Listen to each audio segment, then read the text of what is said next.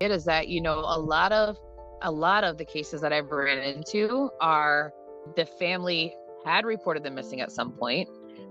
They've been cleared off probably the BOLO list, not actually even an official missing person report, but that second and third time is the time that they were really missing. They were, dead, you know what I mean? Right, right, And so right. it's hard because, these families, have tried, and it's not like they were just people that were out there in the world, you know what I mean? Like they actually have families who love them, who miss them, who wanted better for them, and they tried to help. But a lot of the times, like we know, if they're homeless, if they have addiction issues, if they have mental health issues, they're the ones that kind of get the lesser of the attention when it comes to, resources and investigative. Have a great guest. I stumbled upon her, which I am so happy that I did. She has worked cold cases, missing person cases. She's working to serve our community in ways that most people don't even realize. Tonight, we have a special guest on our podcast, and that's Laura Bullock. And she's going to end up telling us what it is she does, how she founded this passion, and maybe answer a couple questions of mine if she's up to it. Okay. Hi, Laura. How you doing? Hi, thanks for having me. I'm good. Okay, so I'm what we're good. gonna do, I want the people kind of to know the person that I've gotten to meet and who you are, why this came about, and what why this is important to you. Yeah, so I started probably about 6 years ago or so, and I started with South Dakota Missing Persons. That idea kind of spawned from the fact that I had a teenager that had run away, and I felt, being the parent and being the one person that was out there looking for my daughter, printing flyers, and where she was or ended up being was actually like 4 hours away. So I would drive out there and I would put up posters. I was spreading the word on the internet, that kind of thing. And this was like 10 years ago. So it Right. started a long time ago, kind of the thought. But I found, just in being at home and, trying to find something to fulfill my time, and give myself a little bit of purpose, I founded the South Dakota Missing Persons, and I basically will scour our South Dakota database, and I'll post, everybody for the day on the database. Sometimes I get families to reach out to me, sometimes they don't. But I always try to get the word out for our South Dakota Missing Persons, to get them home, quickly and safely. So it's kind of where it started about 6 years ago or so. It's really crazy because we've talked several times, and I never understood that your daughter went missing at one point. So Me why too. don't we take it back a little bit to when you found out she was missing and how that affected you and your feelings behind that. Yeah. So my I adopted my daughter when she was 13. I was a single mom. I basically came back to South Dakota from Denver to adopt her, went through foster parent classes, things like that. She had a bit of a troubled upbringing. So there was, when she came missing, obviously, with teenagers, they ran away. Right, When they right, run out of means, I was told when they run out of means, they'll come home. right. And she was just risky enough that I didn't really trust that that would be the case. I was really worried about that. Um, so she was gone about 3 months or so. She was a runaway. We did find that, fairly early on, that she was a runaway, but it took literally me going through. I found an email address that she had, and she had communicated through Google. So it took me literally going into to the search and through Google and going through the emails and finding the IP addresses of the Wow. places that she was actually on, and I would submit that to the detective. The detective would submit for a subpoena for the physical location, and then they go check. So it was a long drawn out process, and it felt really lonely. And so I kind of felt that firsthand, how the parents feel. And a lot of parents don't know, the things that you can do to track your kids. Even Right. if you don't, she didn't have a phone, she didn't have money, she didn't have a job, she didn't have a car, but there was ways and means, just got to dig a little deeper. And that's how she was ultimately found. So So you started you basically what you're saying is you kind of started your passion because you were nosy, you were nosy enough to dig. Yes, yeah, Yeah, yeah, because some, and I mean some that what they don't understand is some parents, and the reason I took you back to that is because what people don't understand, once you're in those type of situations, some people don't understand it until they experience it. And right. it took you to know, though, handing out those flyers is a lonely place. No one really helping you to go out and search for your daughter, not having the right answers and being in it alone made it where you're like, wow, this is something that these people go through on a regular basis. Yes, yes, absolutely. Yep. So so tell me a little bit about the foundation that you worked with, because you worked on when we met, you were working a case. What was his name? Do you remember that case that you were Uh, working? I think it's Terrell or something, was it? Probably Tyler Weathersby is when That's we right. first came to really visiting. So right now I started with Justice 929, so founded by Selwyn Jones, uncle of the late George Floyd.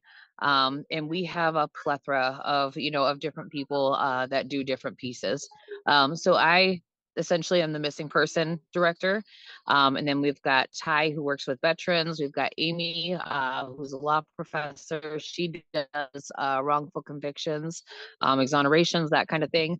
And then obviously Selwyn does the social justice, police brutality, things of that nature. So just trying to make the world a better place, for everybody, because it seems like there's so many failures and so much, hurt and trauma going on that, if we can help in any way, that's what we want to do. So. Okay, so walk me through. I have someone missing, and it's a cold, well, not a cold case, but if someone tells you, "Hey, this is a missing person." Tell me what that looks like Mhm. for you from the start to finish, So if there is a a lot of finish. times I do get in South Dakota, we've got a lot of teenagers that are we've got some habitual ones, but you never want to assume with them. A lot of times when I have, a family reach out to me, I'll start with, creating a flyer for them. um the hard part is because we're not funded yet. The things that I want to do to help the families is a little limited, but I have a really good following on Facebook. I also admin for missing people bolo. I admin Okay, on murdered and missing indigenous of South Dakota. And okay, then missing and murdered indigenous relatives, I admin on there. And I've got, I don't know, hundreds of missing pages that, whenever somebody goes missing, if we know a targeted area, I'll literally start in that state and I'll find every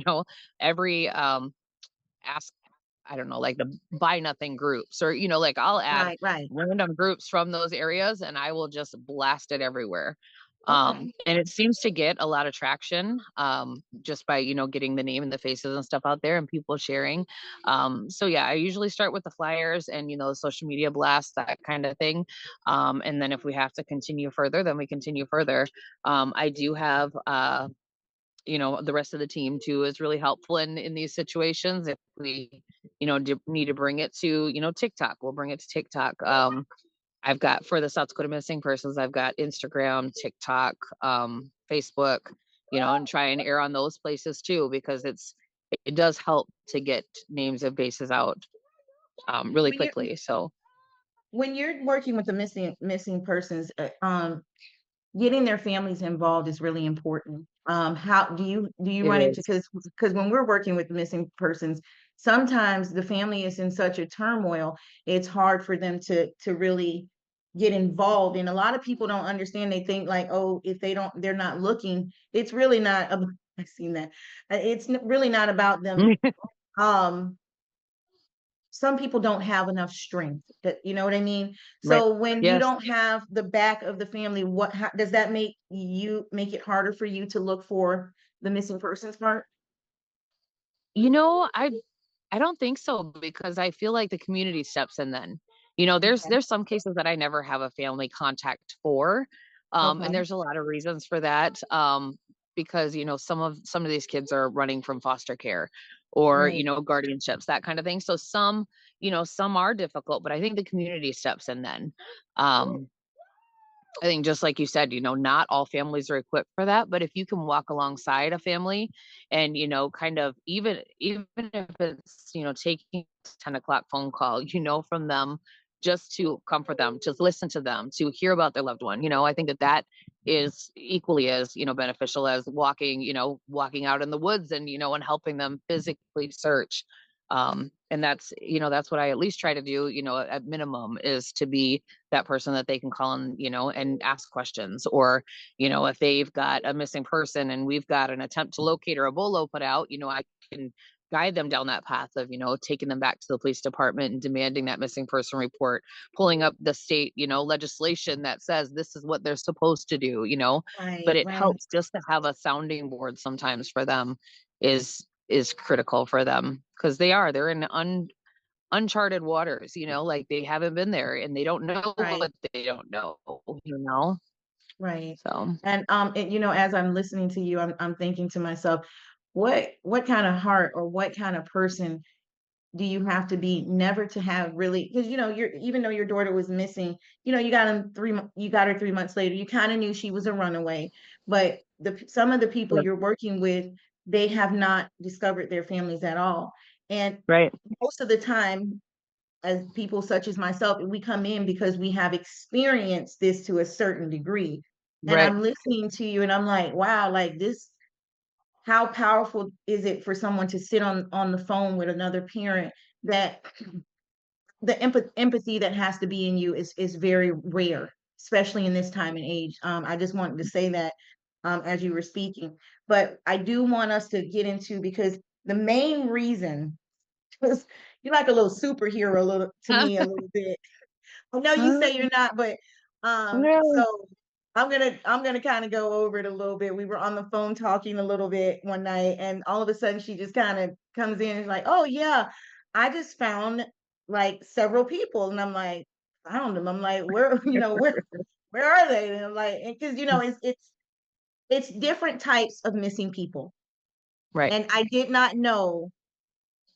Miss Laura basically made me realize that it was a whole nother section that no one actually even looks at. I want you to tell them exactly kind of how you stumbled upon it, what these people are, how this goes before you tell any of Mhm. the your adventures. I'm going to put it like that, or your Mhm. journeys. I want you to tell them this particular category of people, if you don't mind. Yes. So the national database, the nameless database, there's three components to that. So there's the missing persons, and that's typically it's reserved for, long-term missing, and everybody categorizes that as different. Some states it's, you know, 30 days, 90 days, sometimes it's over a year. I know in South Dakota, there's only 16 states that are legislated to utilize the national database. So anybody else, they don't have to put that information in there. So meaning a person missing in South Dakota could be a decedent in, Iowa, and those would never cross check ever, without somebody Right, right. physically putting eyes on that. So that's kind of where I kind of started digging into to that database. So there's a missing person component for the long-term missing or whatever you deem that to be as far as long-term in your state. And then there's unidentified. So those are people that are, deceased, wherever they may be. We don't know their name. They didn't have any form of identification. Nobody knows who they are. Generally with those, there is something that, like law enforcement will put out something. Hopefully, generally, they put out something and say, does anybody know who this person is? Right, right. But they're unidentified for all intents and purposes. There's no next of kin because they don't know who they are. And then the third piece is the unclaimed. So unclaimed is we know who these people are. We verified either with fingerprints, dental, their form of ID, whatever they had on them. We know exactly who they are. We just don't know their story. We don't know their family. We don't have a next of kin. Mm, Um, so uh, in the process of the unidentified is when I really figured out the need for the unclaimed. Right now, there's over 15,000 unidentified in the United States, and I say can United you States say because that they do say that number include one like more time? Can you say that number one more time so they oh, it's know? 15,000. I think there was 15. Yes, sorry, I think there was 15,047 the last time I looked. um, unidentified. So, Got and they it. do include like Puerto Rico. They include, I think parts of Canada is included in there too. Um, and then there's 21,003. It's actually went up since we talked last week, but 21,003 unclaimed people. So 21,000 people that we know who they are. Like, we literally know their first, middle, last name, generally date of birth, something, we know enough about them to know exactly who they are, and we've identified who they are. And that really struck me. I One of the first cases I did, I called up to New York's medical examiner's office, and that place is like I don't know, that's a huge hub because they do Manhattan, they do Queens, Okay. they do New York City, and they do, That's what's the other one overwhelming. right up there? Bronx? Yes, yes. So that same office takes care of all, yes, the Bronx. Yep, they take care of all of those. Yeah. And one thing that stood out to me and that stayed with me is the fact that I was told from a supervisor there that they can't search for living people. And Mm. I'm like, wow. Um, and that's really what started it all, because we've got the world at our fingertips at any given When moment. There's so many when you resources. when you say they can't search for resources, because I want to make it clear, because I don't want any of the law enforcement and departments thinking that we're putting anything crazy. When you say they can't search Right. from them, is it if they're not reported missing? What when can't they search for them? Right. Right. So if they're not reported missing, if they don't have, anything label, and it's gotten a little hairier because, when you feel like they have all the pieces that they could have connected, the dots, and they Mhm. haven't, it makes me question. But what I think they're referring to is if they don't have anybody listed immediately, within their reach, whether Mm, that's medical records, they can't continue to right, I got search. you. Right. So Okay. yeah. So go ahead and let us know, with your story that you were saying. You said that you were searching for this person, and the first Yeah. person. So yep. New York is that's a big state with a lot of Mm, people. And they've got a lot of unidentified people. They've got a lot of wow. unclaimed people. Um, but really what I found was that, everybody has a mark somewhere. You know what I mean? Right. If you're, unless you're like over the age of, I would say like 70, you probably don't have a Facebook or don't have, things online somewhere, but a lot of Right. people do, um, so I just feel like there's always a mark. There's always something, somewhere. A Sorry, I think I'm gonna footprint. have to tell my son to get out of here. He snuck out on me. One It's sec. okay. You want me to pause it? Yes, would you? Yeah, sure. His mom cashed in everything she had, and she went to New York looking for her son, asking questions, doing flyers, going to the police department. And she was basically told, go home. Um, your son is, he's out here, he's homeless, he's fine, they would He's not an put a missing adult. person report out. Yeah. He's an adult. And yeah, and he's an adult. He doesn't want to be found. If he doesn't want to be found, there's nothing you can do. He'll be fine. He'll let you know when he's ready to talk to you. Um, she actually said she had one officer that stopped her and said, listen, go home, file the police report in your home state because that's the last known physical address he had. So that's what she did. And she continued to, to call out to New York, but that's a big place. They've got a lot of things going on. She did get a location on her son, and it was at a shelter, a homeless shelter. So she ends up, calling the police and saying, hey, he's at the shelter. Can you please go do a well check? They go to do a well check on him there. And Brandon is like, my family's all dead. They're not looking for me. And Oh, the wow. officer, yeah, yeah. Well, I So mean, mental you're health telling me again. okay, so when she did the wellness check, he was at the shelter. Yes. Oh, He was at whoa. the shelter. The police went, they talked to him. They said, do you know your mom, your sister, your family's all looking for you? He said, no, they're dead.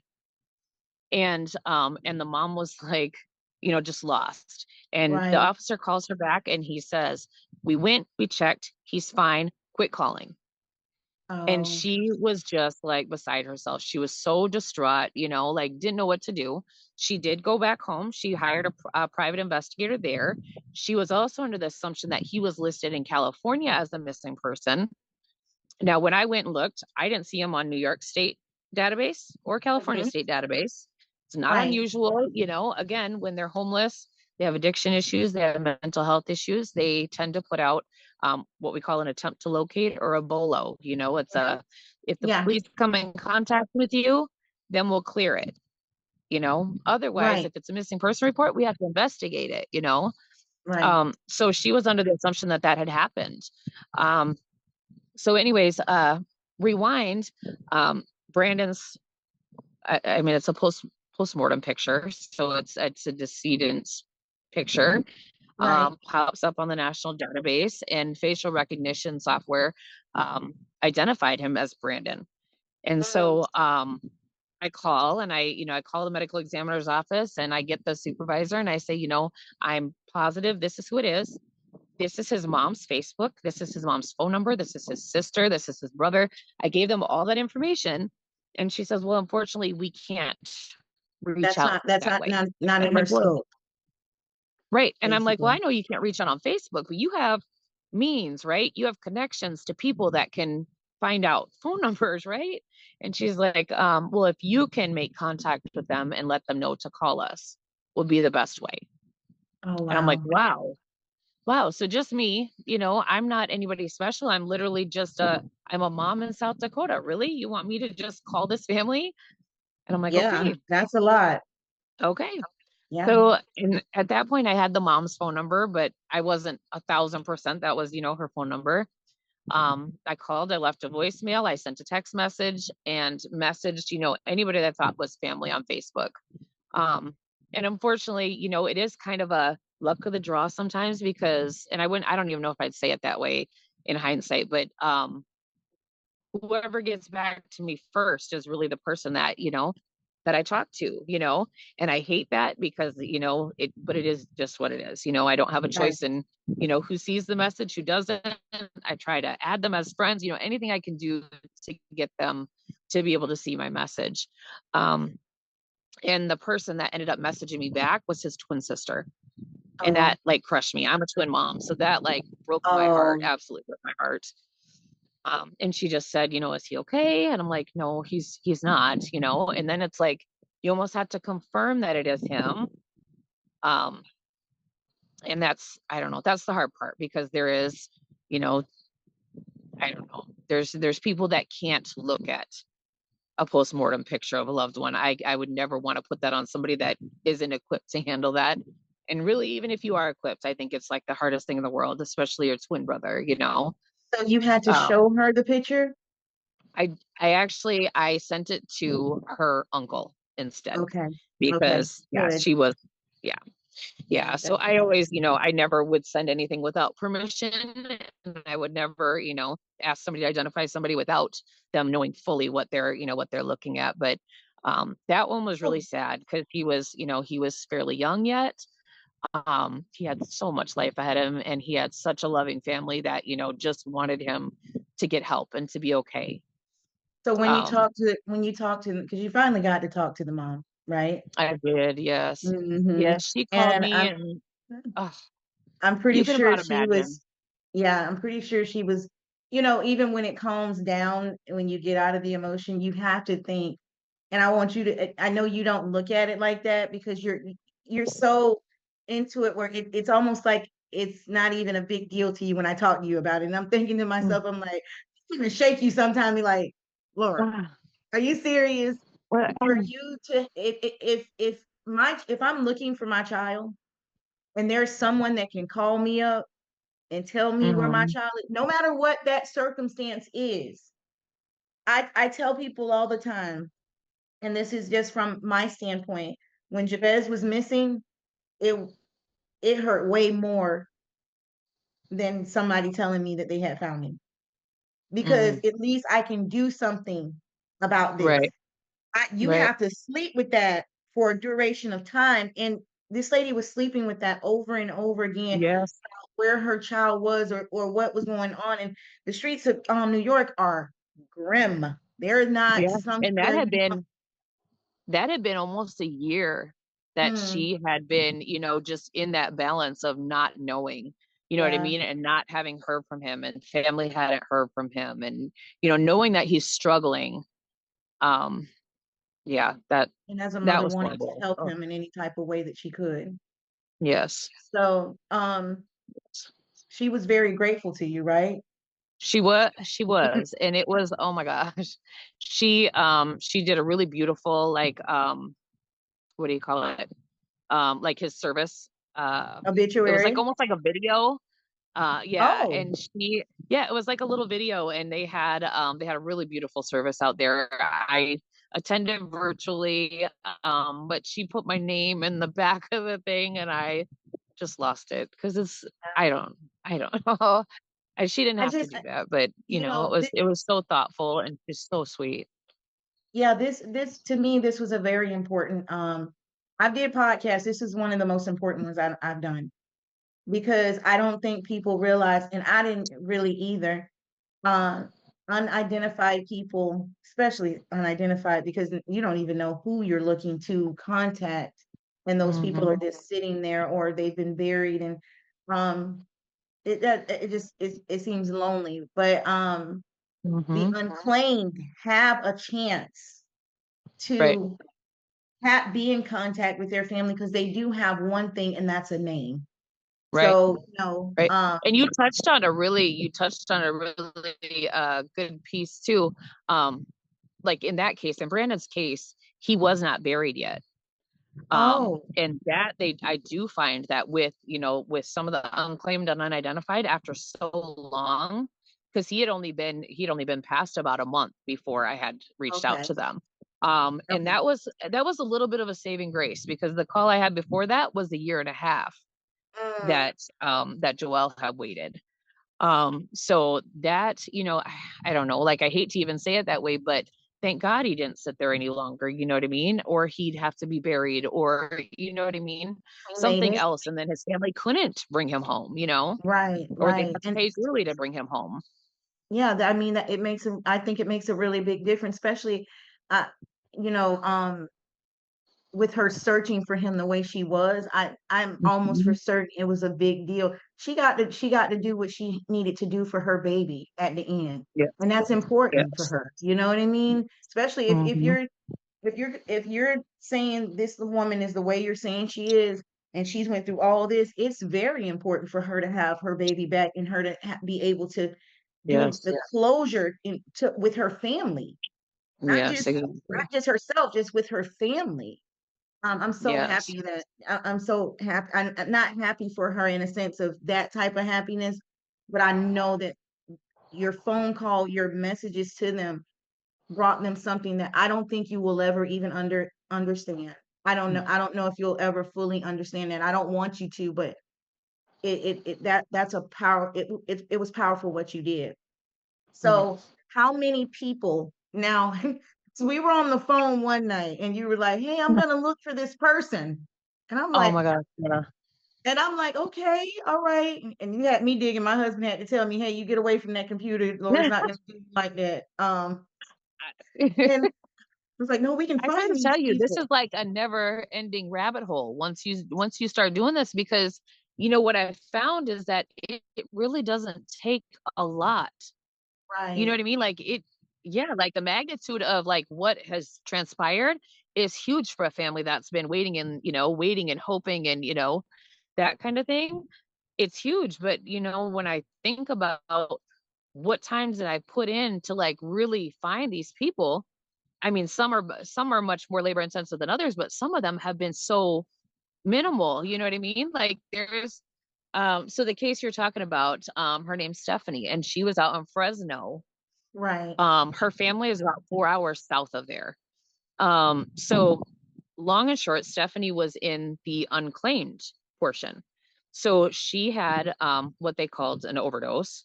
Um, right, they bring her in, they do fingerprints, and they find out who she is. Um, so they knew exactly who she was. They pulled up her driver's license. It's got her address on there, right? her address is the same address that was her grandparents' address, and then her parents' address, and it's actually aired to her sister and her brother.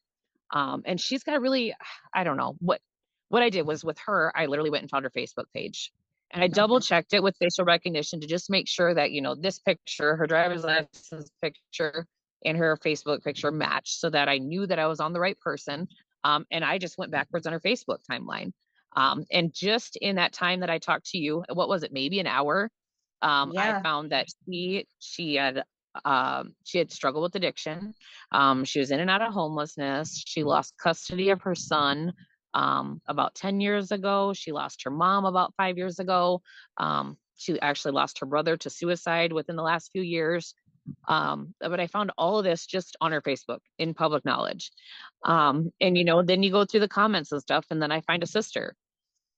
And unfortunately, in cases like this too, when you message somebody random, like, hey, I'm trying to get in contact with, Stephanie Kruger's family. Um, are you her sister? I kind of keep it as simple as I can because I want to get them on the phone to kind of talk through things and explain who I am and why I do what I do and that kind of thing before I, really tell them what's going on. And I Right. also like to try to get a feel for who the person was, like, Right. are they, like just to confirm things, Right. Right. excuse me. Fill them out. So I find Try to a, fill them out. yes. Okay. So I found a sister. And like I said, sometimes they feel like it's a scam, because there are a lot of scams out there and it's very, very valid, and we kind of got talking and she's like, she's kind of mean to me, if I'm being honest. She's like, I just had lunch with my sister, not that long ago. Who are you? Are you a scammer? Should I call the police? And I'm like, no, no, like, don't do that. I'm like, no, absolutely not. I'm like, I'm just trying to help, and your sister has the same name as a person that was found, found deceased, and I'm trying to help find her family, Wow. and she didn't reply to me for the rest of the night. And I'm like, oh my gosh, either she's processing or she's like, this lady's a Calling the scammer and she's cops. calling the police on me. Yes. So I'm like, She's oh calling the crap, what cops. did I do? And I'm like, you know what? I'm just gonna let her be. I'm not gonna push. I'm just gonna give Right. her that time. Right. Um, and I waited till like the next afternoon and I just messaged and I said, if it would make you feel better, if make you feel better or more at ease, I'll call the medical examiner's office and find out what the date of birth is that they have on file. And she actually called me on Facebook and she says, I'm sorry, that was my sister. I was just so, taken back and thrown off and didn't know what I to can do. imagine. I needed to talk to my brother and yeah, that was really hard. Yeah. Because she was one of those sisters that was actively trying to help her with her mental health, help her with her addiction issues. She's putting out missing person reports for her sister. She's literally driving in the deserts looking for her sister, you know what I mean? Right. And so that was really hard. Because she was really trying and her sister had sat at the coroner's office for a month and nobody had knocked on her door. She lives in a house that was on her driver's license. She Mm. took her to her doctor's appointment. She's next of kin on everything. So just a little piece of like searching, just one knock on the door, you know what I mean? Just go to the physical address that you have for her would have saved her sister a month of not knowing. I when we talked the other day, I was wondering, there's different departments of different things, right? Mm-hmm. And the unclaimed, I wonder what the piece of them being reported, that middle piece in the medical examiner's office. It's a Right. piece that I think might be because the examiner's office has to report that, right? Right. Somebody takes that Yep. information in. But I Mm-hmm. think there's a particular what you're doing is the particular thing that's missing right between those two things. Right. But here's the thing though, is when somebody is found deceased, the police come first. You know what I mean? Hmm. 911 comes, they call the coroners and medical examiners out. You know what I That's mean? right. So that they know this stuff, like they have to have been involved initially. But I wonder if there isn't a piece like the coming around full circle that's not happening. Well, Okay, we came out, we called you out, you came. now who's up? You know what I mean? Right, that's the piece that And I'm it's just talking as about, missing. because if the Yep. last case that you discussed, if she overdosed, it's not a homicide. It's not really the police Right. part anymore. They're taken out of it. The medical examiner has did his part. He's already reported that it's an Hmm. unclaimed body. There's a piece of this puzzle of what you're doing, which is so important, that's what we were talking about with the structuring, that having those type of people in place like that. Just, Yeah. I mean, you want to dig. And if we had the Yeah. funding behind you, it probably would be a lot of other families that would be able to have the closure that you're giving these families. Yes. I told my husband, I said, he was like, "What does Laura do?" I said, "She's a lunch lady." He said, "A lunch lady?" I'm a I said, part-time lunch "Yeah, lady. yeah." I said, "She's a Yes. lunch lady." I said, "She does this on her." He was like, "That's going to be a great title. The lunch lady that found four missing people." That's going to be the name of this Oh my God. podcast. Because guess what? That's Doesn't funny. that sound amazing? If the Uh, lunch lady, Literally, I mean, come that's what on I now, say. I'm not anybody special. yeah, That's why I don't feel like but it's you so are. inappropriate for me to call these people. I'm honored to help, and I'm honored That's to, right. to be a part of it. But I'm like, I am so not equipped for this. Well, I guess I I've guess got I there. mean, I don't know if you know it I've or not. gotten You've there, done but it my a God. couple times. I don't know if you noticed. You're equipped now. You're equipped. I mean, you Yeah. honestly, if there was anything that I could say also to our audience tonight, there's she needs help. She has she knows how to do this. She knows what she's doing. She needs help, and we're calling for other people that don't mind learning this skill and trying to get them in different states where we can kind of discover, because these are missing people. It might not be a flyer out there for everybody. It might not be somebody's actively looking for them, and it might be that their family doesn't even know they're missing. Right. So this falls Mhm. definitely under missing in cold case for real. You know what I mean? Yeah. Well, and that's exactly it. Is that a lot of the cases that I've ran into are the family had reported them missing at some point. They've been cleared off probably the BOLO list, not actually even an official missing person report, but that second and third time is the time that they were really missing. They were, dead, you know what I mean? Right, right, And so right, it's hard because these families have tried, and it's not like they were just people that were out there in the world, you know what I mean? Like they actually have families who love them, who miss them, who wanted better for them, and they tried to help.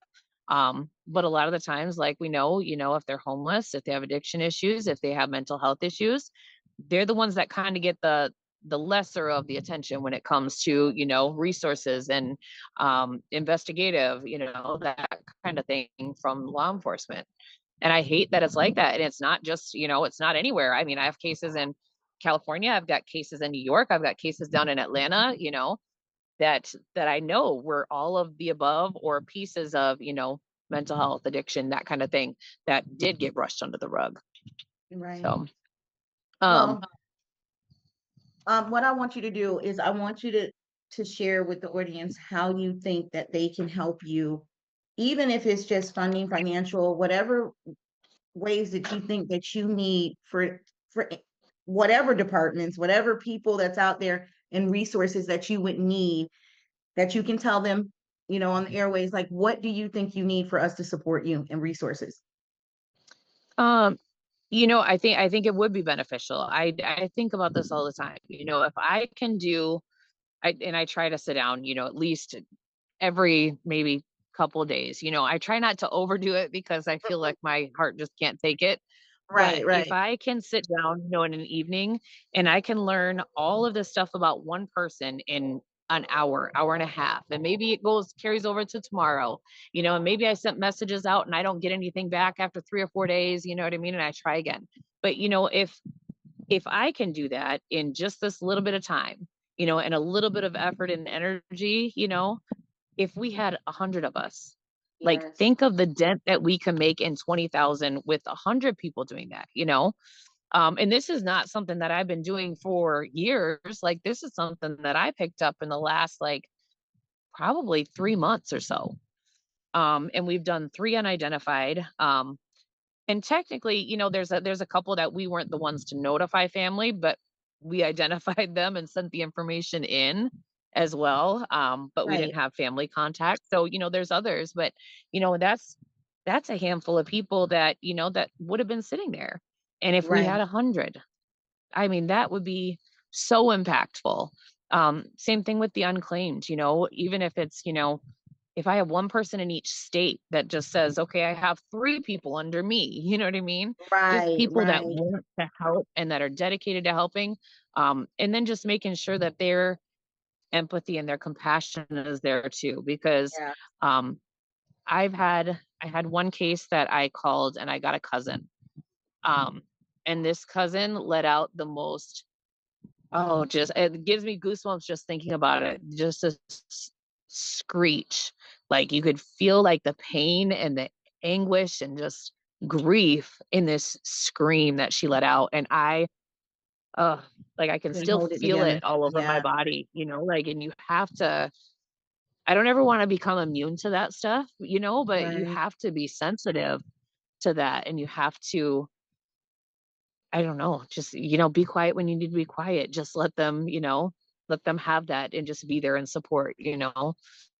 Um, so I think, you know, having other people that are just as empathetic and compassionate, um, that just want to take, you know, their me time and, you know, and do it in their off time, you know. Right. Right. Even if it's just a case here and there, it makes a big difference for these families.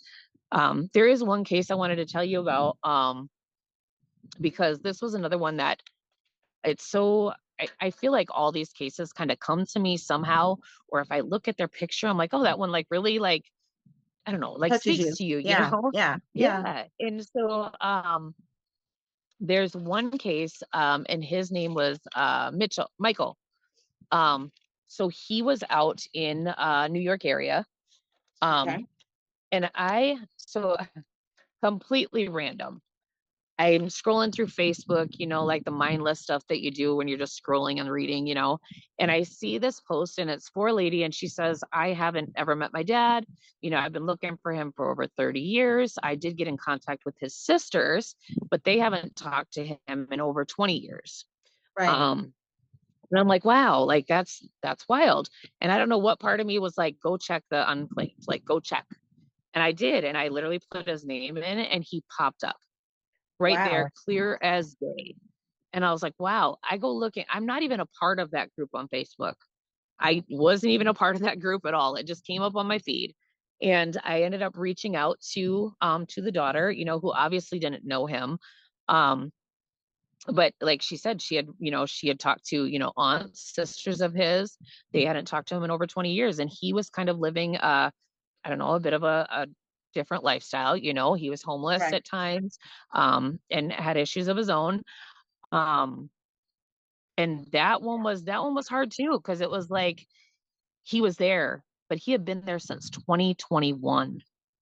Oh, wow.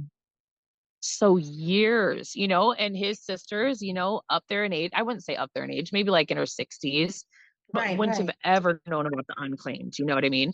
And wouldn't have probably ever thought to report him missing, you know. So that one was really sad too, because it was like she was longing for this, you know, this father that she now will never get to meet, you know. So it was kind of like, I don't know. I don't know. And like I said, there's, you know, there's these things that like just draw you to a person or like that catch your attention that make you want to, you know, to keep going. And she actually, when I talked to her, she said, you're not even going to believe this, but um, today is the anniversary of my mother's death. And Oh, she had wow. died when she was 6. So Wow. she, you know, she pretty much grew up, you know, in and out of foster care and that kind of thing. And so yeah, she's like, this was the anniversary of my mom's passing, you know, when we started talking. And, you know, you kind of told me everything. And I'm like, well, you know what? Like to me, that's you have angels watching over you and they're Yeah. they're guiding you, you know what I mean? And they're guiding me too because I wasn't even a part of that group. I Right. just happened to see it and, something about it like made me want to go look. Yeah, and So, she doesn't have to go to her grave trying to figure out whether or not she can find him or not. I know it's right? not the Yeah, best way to find him, but it was some type of closure that she got to have. exactly. And I don't think people Yeah. realize um closure is different for everybody. It's different Yes. for everybody. So, but some things, the little wins count more than people really realize. You know what I'm saying? I remember Mhm. when people used to tell me, well, at least you found him. And you know what? I had to say, yeah, you're Eh, right, because there's some people that are living on this earth that they have mhm. told them their children are missing and they haven't seen their children. I know a lady that her baby was taken at 5 days old. He would Oh be my god. 46 years old now, never got to see her baby anymore. So, I Wow. mean, to live with that for that amount of Mhm. time, you have to be very strong. Yes. Yeah. Wow. It's a That's different a game that's out a here. topic for another day. I've got a story for you about something similar to that too. We'll have to chat on Okay, that okay. one later. It I don't think people But realize yeah. this is a Yeah, and that, this I will tell you in that oh, sorry, in that case, he was buried already. mm, Sometimes the county will step in and they'll okay. do burial and that kind of thing. Um, so he was buried and there really wasn't, I mean, outside of literally, relocating him, which obviously the family did not want to do, but Right, they right. they they offered it to him. But in that case, he had been gone for years now, So literally where out there for do years. you know, because I've been curious about this. Where when they bury unclaimed bodies, is there certain cemeteries that they have just for like the government, or do they get buried in cemeteries that's already having, you know what I'm saying, families out there? How does that work? I think with unclaimed because they know who they are, I think that they're just kind of in the general cemetery. I know with unidentified, a lot of them they have like a certain like spot. Like there's Okay. like a John Doe that I'm working on out of Pennsylvania. Like there's a place that they have unidentified. And they're generally unmarked, not marked Wow. with anything, unless the community. Some cases, the community will rally and have a placard made or something like that. Just yeah. I wonder, I sometimes wonder how they go about working on identified cases, especially if you can do it with facial recognition, correct? You can try that, Hmm. but Hmm. those are very hard cases to work, correct? Yes. Yes. Mhm. For unidentified, you're saying? Yes, unidentified, yeah. Well, it depends. Some of them, s- I would say if they're under 50, not that hard. You know what I mean? Okay. There's so many apps. There's one called Pimize. There's one called Lenzo. There's one called Face Check.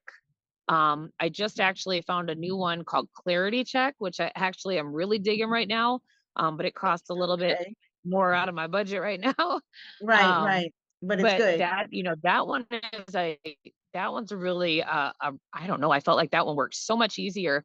It actually kind of gave me a whole like picture of who this person was. There's Oh, wow. an unidentified that was just found literally days ago in Puerto Rico. Young Mm. woman. And we use facial recognition on her. But a lot of those, if you don't pay for their subscriptions, you don't get a lot of information. So you have to kind of use other means to then re-identify Right. this picture that is her. But this clarity check like laid it all out for me. The young lady's name was Destiny, and she was out in Puerto Rico visiting out there and kind of vacationing. And I'm not sure what exactly happened or transpired, but she was found in the water. Um, and long and short, this app literally identified her by name, and it told she's a budding social media person. She's got this. It took me literally to her link tree. To want to like literally to her Really? link tree that had her YouTube, everything. And I'm like, wow.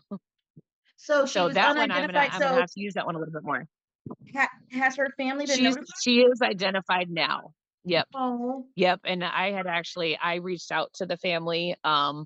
just to ensure, because I got really nervous about the Puerto Rico thing, because I I called a couple times and I'm like, English?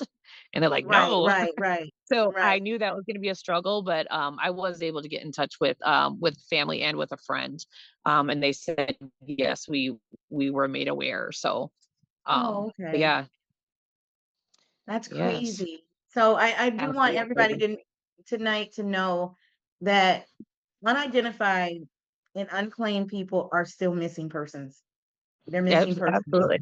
I almost feel It like it should just be displaced people is like the right, umbrella, right, right. But because under there's so many pieces. yeah, because what it is just like how you were talking about the lady that had the private investigator. She was literally looking for her child. Hmm. So that person was, it falls up, and I never would have thought about that displaced, missing. However, it's a human being that's not accounted for on Hmm. this earth right now. Exactly. You know what I'm Yes. saying? So I just Yep. wanted to thank you for coming. I mean, I keep saying you're a superhero, and I know you don't think very much of it, but if those family members could, if I could talk to those family members and ask them, she's kind of a superhero, isn't she? They would say yes. They You would know say what, yes. Tawana, we might have to do that, because I talked to a couple families here in the last couple days, and I'm like, you know what? I want all of you guys to come together, because again, like I said, like the homeless, the addicted, the mental health, those people they get more than tossed under the rug. Like Yeah, they get zero attention. You know what I mean? And that was the case for a lot of the families that I've dealt with. Um, and I want them all to come together, so that way we can try and make a little bit of a splash, and get somebody's attention. I don't know, call Nancy Grace and be like, this is a problem. If I've got one in California, I've got one in New York, and I've got one in Atlanta, that these were all falling under this umbrella of unfortunate situations. And I this is think, how law enforcement is handling these cases. You know what I mean? or maybe what we need to do is we need to create a team to put in front of them to say, this is what this is supposed to look like. And I think we're gonna, Mm-hmm. that's where we start with you. That's why this interview is here, to get out, to let people know there's a link that's gone in this fence. And this young Mm-hmm. lady has found this link. We need to support her, even, I mean, from the things that you have, to get with somebody in law enforcement, try to get some training together, and what that looks like for you and other people pushing ahead. Because, like you said, 100 people, that's, well, it would be a little bit over 100 people, but that's two people in each state just Right. grinding it out every day trying to Mm-hmm. find these families. You can't go Yeah. wrong with You can't go Right. wrong with that. You know what I mean? Exactly. Yep. So is there anything else Yes. before we leave that you would want to tell the audience about how important these people are, how important your work is, how they can contact you? You work with George Floyd's uncle. What's his name again? Selwyn. Selwyn Jones. Okay, say the whole So name. I Justice want to make sure. 929. Yes. Yeah. So I mean, I am willing and, able to help train, or, kind of walk you through some things. I know you got into, digging around on one in your area, but I am absolutely, if somebody wants to help, I will take anybody. Even Okay. if you want to just do the digging, I will take anybody that wants to help. And it doesn't take a whole lot, but what you give the family it's not even measurable. That closure, that peace. Yeah. It's one thing I do want to step in. I want you to train other people, but we couldn't do just anybody. We have to do people that have the same kind of compassion and heart that you have. Yeah. Because there's people out there that's That's true. just nosy, and these families do not just need people that's coming to them that's not going to be genuine, and they're already dealing with someone placing a phone call and saying this something has happened. So we do Right. need the right people. So that she will. You're right. It does have to be some type of interview process when Yes. Yes. dealing with them. Yeah, that's Yes. important because Yes. what you encompass is what's needed, not just to dig.